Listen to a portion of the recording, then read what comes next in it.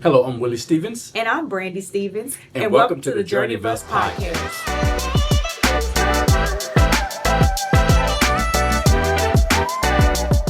Welcome to the Journey of Us podcast, season 5, episode 3, where we will discuss balancing dreams, goals, and family.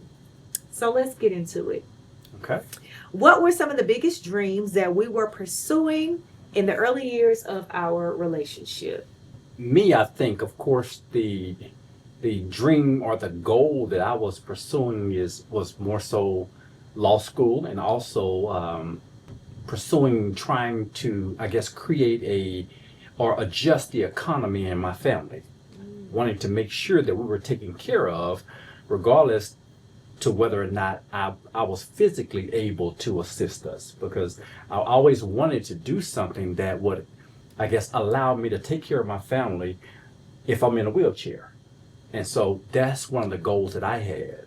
You know, you've always kind of said that. And do you think that kind of came from when you were in undergrad and you decided to stop pursuing football? And then do you think that was a shift for you that made you want to go into this career, or some type of career that would allow you to have a good living without putting your physical body in jeopardy? No, it dates back well before that. Oh, okay. Because I saw my dad growing up, worn out, working jobs where there was more physical labor. And I do remember seeing, he looked broken down sometimes because of the hard work. Yeah. And I never wanted to be that. I always wanted to be able to do something where I can work with my mind, because I understand that your body has a certain amount of miles on it. Yeah. And it goes out much quicker than your brain in most cases. And so I wanted to try to do something that will allow me to take care of my family, even if that was the case. Yeah. Okay. I think early on, the biggest dream that I was pursuing, I think I don't know. I guess I would say finishing school, getting my paralegal degree, and working at the DA's office. I don't think I saw anything really beyond that at that point.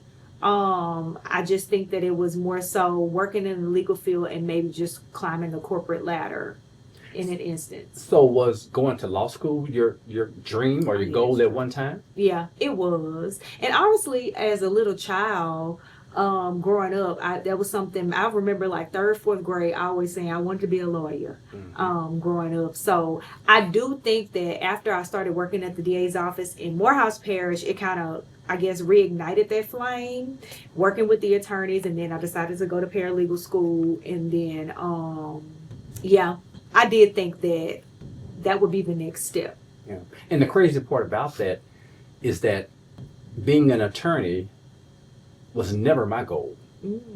I growing up, I never saw any attorneys, didn't know anything about attorneys. Parents got into accidents, they didn't call an attorney because we lived in the country. That's just not what we did. And we didn't never really get into any real trouble. And so we really never came into contact with the judicial system. And so I knew nothing about an attorney.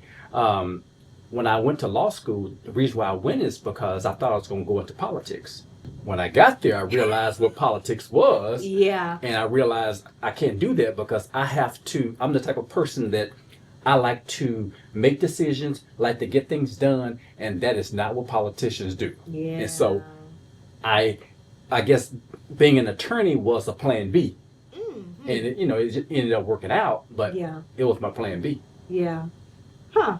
That's interesting. Yeah. I wanted to be an attorney, and I married one. Yeah. Yeah. Well, I didn't marry one, but you built one. Okay. In an accident, want somebody to fight for you. Who will fight for you? Willie Will, big truck insurance. Willie Will, 18-wheeler accident. Willie Will, get what you deserve. Willie Will, who will fight for you? Willie Will, car accident. Willie Will, serious injury. Willie Will, get what you deserve. Will, www.callwilliewill.com. So, for you, What was it like pursuing law school while building a marriage and a family? Take us back. It was difficult. The reason why it was difficult is because of the time. I'm the type of person that, I like to spend time with my family, to spend time with my wife. And I do know that trying to work during the day or in the mornings and then going to law school in the evenings, because that's what I was doing initially, doing the part-time evening program. And then sometimes when I switched over to the day program, I had to go to work in the evenings. It was very difficult because I didn't really have time for the family. Right. And that's when the determination, when you have to think about, why are you doing this? Are you doing this for the family? And then when it gets hard, do I really want to stay? Do I really want to continue to do this? And so that's the battle that I had to deal with going through that whole process, because it felt as if I was letting one party down, whether it was school, not wanting to devote all the time that it required, or the family, because I'm not there to actually to give or dedicate the time that I felt like it was needed at that particular time. And so it was very difficult for me. I'll say from my perspective, while you were in law school, I knew that it was temporary, but I just kind of got used to it. Yeah. And I was okay with it. At first it was hard because there were times that we would go home and it would just be me and Trey, and you had to stay here to work and study. And people would ask me questions like, "Where your husband at?" Did somebody ask you that we got divorced? Well, I don't know what the people thought, but they thought you had moved to Texas or something. Yeah. I'm like, what? It don't take a lot long to travel, does it? Say that again? It don't take a lot long to travel. It doesn't. It doesn't. But I knew what the goal was. And I felt like at that point, it is what it is. So I was okay with going home. Of course I wanted you to go with us, but I knew that, this was a part of the process. it was a part of the process. Yeah. And honestly, now that I look back on it, I feel like I should have stayed. But I guess you were studying anyway. So maybe in my mind, as I look back, we were giving you that time so you can be alone to study and focus. Yeah. And then we had the opportunity to go home and visit with family and friends. There were even vacations that we went on. Yeah, I do remember that. You. Yeah. Yeah, with my family, we ended up going out of town, and you weren't able to go because you were working and, do what you had to do in school. I'm so happy that you made that sacrifice, though, because we can do things now. Yeah. But honestly, during that time, just like I said, from my perspective, I just toughed it out because I knew the end goal, and we would get there eventually. And I felt like this was my cross to bear. At that time. Yeah. And I think it's so important that you know the goal that you all have together. Mm-hmm. And not let other people get in your head. Let them tell you what it should look like, what a marriage should look like, because that's not their marriage. And most times they don't have what you're going after anyway. Yeah. And so it's easy for another person to tell you what you should do to get to a particular place that they've gone to, but it's hard for me to give credence to what you have to say if I am shooting for something that you've never attained. Something different. Mm-hmm. And you're right. That's something that I had to do. I had to pretty much drown out what the other people were saying, because there were a lot of people saying a lot of things to me during that time. But I knew what we were doing, and I trusted you at the end of the day, and I trusted where we were going and what we would eventually have. Yeah. But that's important too. That's a good lesson too. Keep people out your business. Yeah. And focus on what you and your family are doing. And it'll pay off eventually. Yeah, because if you let them tell it, they have all the answers for you that has to deal with your family. Mm-hmm. And none of the ones for them and their family. Right. And so that's just the way people are. Yeah. So what challenges came with attending cosmetology school and eventually opening your own salon? Challenges were being tired all the time. Yeah. And not being available at home. I was tired a lot. going to work, getting up, 5, 6, but I was much younger then. Getting up at 5, 6 o'clock in the morning, not coming back home until after 10 o'clock at night, and getting up and doing it over and over again. There was a lot of, I would say, guilt and regret, not being able to be at the different events and things for our son, and just being home in the evenings because I felt like he really needed me. That was very challenging, going through all of that. It was challenging being in school and being one of the older people, because I was in school with a lot of younger people. But for me, I was just focused on getting it done, because I knew my end goal, but and understanding that I couldn't be distracted as it related to my end goal. And then also understanding, of course, that we are in this together, and we have sacrificed for you to do that. And then also for me, for law school, we've sacrificed for that. And so nothing that anyone else has to say matters. Yeah. That's how I used to have to turn blinders on. Yeah. Because I remember one of my professors, it was some type of spring party or something that they were having outside on in the lawn of the law school. Yeah. And he was asking me, why am I not going out there? And because I was the only one in the class studying. And I told him I didn't come to school to party. That was undergrad. Yeah. I didn't come to law school to party. I understood the assignment. Yeah. And the assignment is that I have to learn this information. I know I don't want to work for anybody else. And so I have to learn it not to make a grade. I have to actually learn it to be able to go out there and use it. Because there is a big difference between making an A on the test and understanding the information. Oh, that's true. That's true. I just knew that. I think the way I looked at it is like, when I was in it, when I was the one at home and you were out, I was like, well, it's his turn. Yeah. I'm going to hold this down.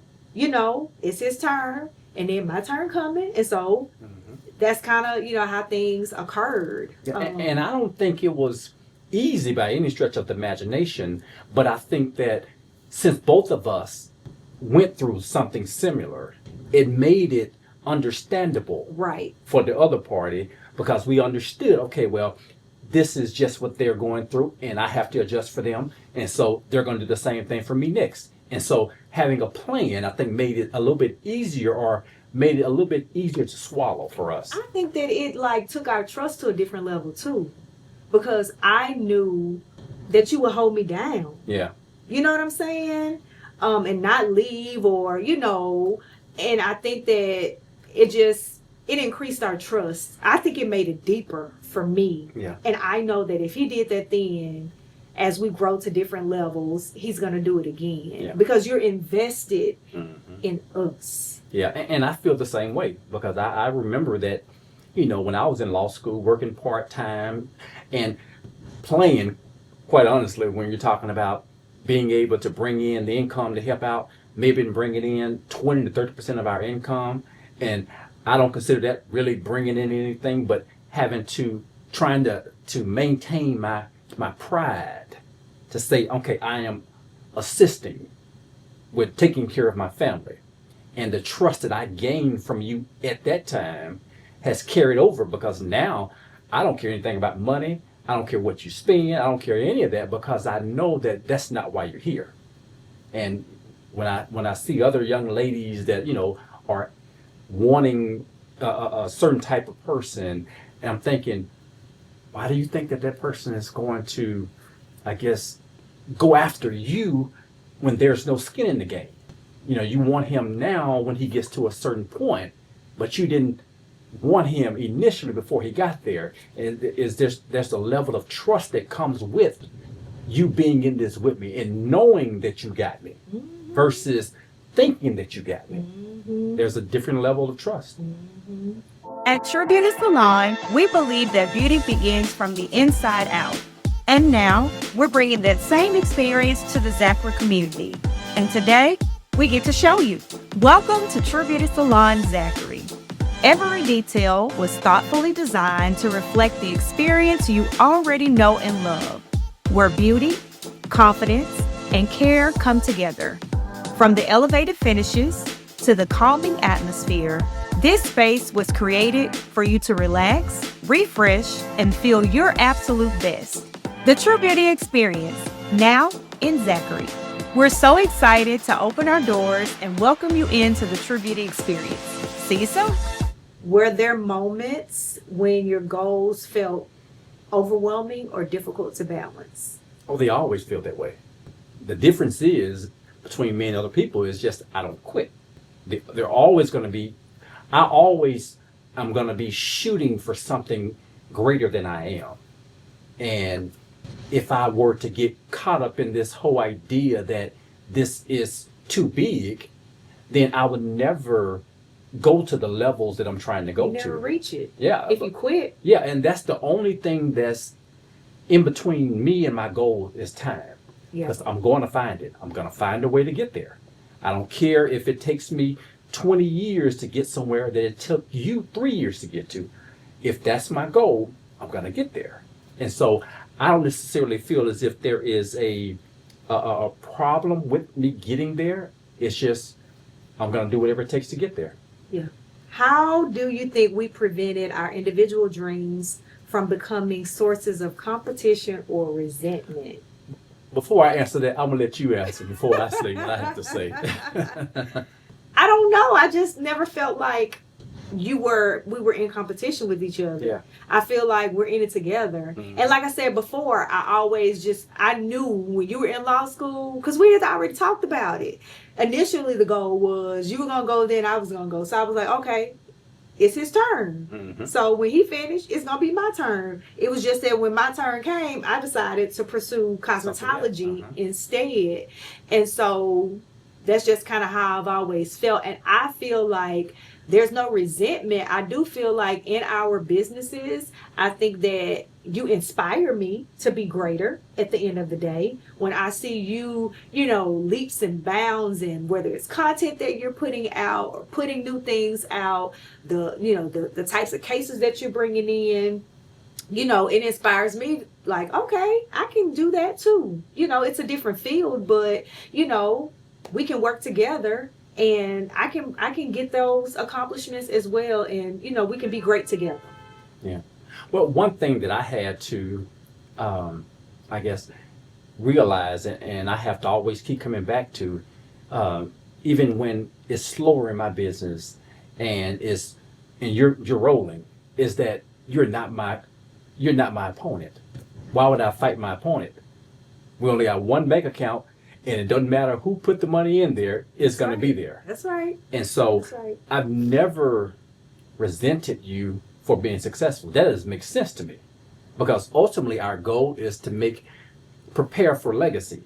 And so if that's the case, it doesn't matter who puts the $10 million in the account. It's there. It's still ours. Yeah, it's still ours, And so I've never looked at it that way. I've never looked at you as that.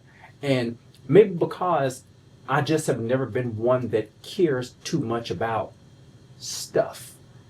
I always cared about people. And so I refuse to allow when you are elevating to a higher level to get me down. I can't do it because I look at that as more like the crabs in the barrel type mentality. And I want you to succeed because I know if you succeed, we succeed. Right. And then even if I don't get something right afterwards, I feel as if, okay, well, my turn is coming. It's eventually coming. And I'm not going to be one of the ones that prefer you to not succeed because it makes me feel bad because I have not gotten or attained a particular level. I just can't do it. So I refuse to resent you or resent our relationship or any of that just because I am in a lull. Do you have any advice for anybody who does feel that way, resentful against their partner? Or because this goes back to a previous episode where I had gotten some advice from someone and they said, pretty much you better watch out because he's progressing and you down here, not doing whatever they thought I should be doing. Mm-hmm. Do you have any advice for the guy who maybe a blue collar worker who is married to an attorney? Well, I think you have to evaluate or reevaluate your why. Why am I doing this? Is it for us or is this about me? Do I have low self-esteem? Yeah. Because a lot of that comes with having lower self-esteem, feeling as if you are not worth it or you're not worth it. And feeling as if this person, they're going to find someone that is more compatible with them and they're going to realize that I am a fraud and they can get someone much better. And so I think it's more so about that particular person having more confidence in themselves and continuing to try to be the best version of themselves. Yeah. Because if a person wants to leave, they're going to leave. Yeah. And you cannot push them out because of, I guess, you have low self-esteem. And so that's the advice that I would give. So, what do you think that our son has learned from us watching us pursue our goals? What do I think he's learned from watching us pursue our goals? That failure is a part of the process. That's true, because we've been pretty open with him. Yes. Because Okay. I remember telling him every time I failed, I told him. Mm-hmm. And I wanted him to know because I wish I had known that failure was a part of the process. I had to learn that along the process. If you don't understand that you're going to fail 20 times before you win once, when you start failing continuously, you're going to want to give up, want to quit, because you feel as if, okay, well, this is just not for me. Maybe this is the Lord telling me that this is, I probably going in a different direction. Right. But Right. what you don't understand is that no, you're almost there. Now you know 20 ways not to do this. That's good. And so I think that's one of the reasons why I used to tell him, okay, well, I didn't pass the bar. I failed it. I failed it twice. I didn't, these are the things that I want you to know about me, because when you go through them, I don't want you to think something is wrong with you Yeah. because you did not succeed. That's a part of the process. If this is something that you really want, that means you got to get up and do it again. You can't just forego everything else to go after your dreams. And when I say that, I'm saying that like I have to still work to bring money in while I go after my dream. But that doesn't mean that you cannot attain your dream just because you have failed along the way. So make the adjustments and keep going. I think that what he's learned, I think he's learned what not to do Yeah. with me, in particular, just to be more intentional about family time and be more intentional about getting rest. Now, that's one thing about him I've learned, that he knows how to shut it down. He's going to enjoy his weekends. He's going to enjoy his evenings when he saw me work continuously. And so I think that that's something that he's learned, that the harmony, to find harmony in life, and time to rest. So how do we continue encouraging each other's growth today? I think offering insight when asked, when necessary, and continuing to pursue our individual passions and dreams. I know for me, as you continue to pursue, it inspires me to continue to pursue, like, oh, what's next after this. So that's how I think you inspire me to grow. Yeah. And I think it's more so of being there during the difficult times, because I'm going to keep going. I know you're going to keep going. I think it's more so of having that ear that the other person can use when difficult times come, because they're going to be coming. And they've already been here, and we've already succeeded and overcome those difficult times. And so I think it's important that what we do is continue to be that particular person's ear that will allow that person to continue to move forward. Yeah. I think it's beautiful, though, because we both own businesses. And even today, a situation came up and I was in it, and then you just offered insight like it was nothing. Yeah. And it's because you have the experience and you are disconnected from it. I think you can, you can see the full picture from the outside looking in. It's like, oh, why don't you just do this? Yeah. Or have you thought about this? So I think that's another way that we complement each other and, we grow in the process. Yeah. Yes. What would you tell couples who feel guilty about pursuing their dreams while raising a family? That's probably a woman question, huh? Yeah, but I would probably just say don't feel guilty about that. I know with guys, we don't necessarily feel guilty about That's doing true. that. That's true. But I Because- can see women feeling guilty about not being there for the children, not being able, not being the one that's cooking, and so I think maybe that may be a question more fit for you to answer from a woman's perspective. Yeah, I do think culturally and historically, men are naturally more assertive, and men are, reared to go out and make decisions and be in the workforce, and pursue your dream and be great, and women, we're not taught that. Yeah. And so there is some level of guilt. And I think I would say talking about it more, it's okay for women to pursue their passions. It's really just about finding harmony within that and knowing who you're in relationship with. And just finding a way to figure it out, whether it's meal prepping, whether it's, staying up later. Because I used to do that a lot. I used to get up really early or go to bed a little bit later, depending on the sleep cycle of you and your partner, to pursue your passion and understand, getting with your partner to make sure they're on board with you doing it. Because that could be a point of contention also if he wants you to be at home. So having those types of hard conversations when things begin to change and you decide that you want to pursue something different. And It's going to take something. It's going to take away from something when you do it. It is. But I will say it is important.